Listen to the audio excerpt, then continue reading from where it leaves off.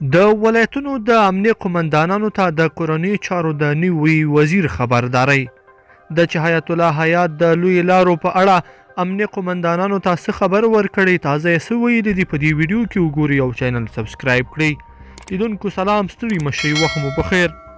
په لویو لارو کې د یو شمېر امنیتي پوستو د مسؤلینو لخوا له موټر چلونکو د ناقانونه پیسو اخیستو په ټول هیواد کې غوغا جوړه کړې ده او لا هم دغه ستونزه پر ځای پاتې ده. که څه هم د کورنیو چارو مخکینی وزیر په دې برخه کې څه ناسي اقدامات کړي وو، خو اوس د کورنیو چارو نوي وزیر حیات الله حیات په دې تړاو د ولایتونو امني قمندانانو ته جدي خبرداری ورکړې دی.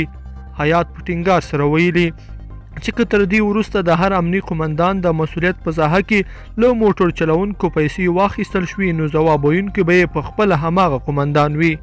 د نوموړي په خبره لوی لارو کې له موټر چلونکو ناقانونه پیسې اخیستل په دې وروستیو کې د یوې لویې ستونزې په توګه مطرح کیږي او ستره غوغا یې جوړه کړې ده چې تر دې وروسته به په جدي توګه دغه ستونزه حل شي.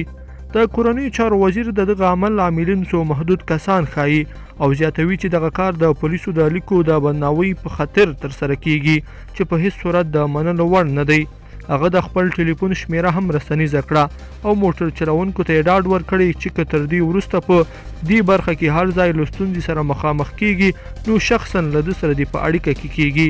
موټر چلونکي د کورنیو چارو وزیر له دغه اقدام څخه خوښ دي او تمه لري چې نور به په لویو لارو کې د یو او بل په نوم پیسې ترېنه اخیستل کیږي.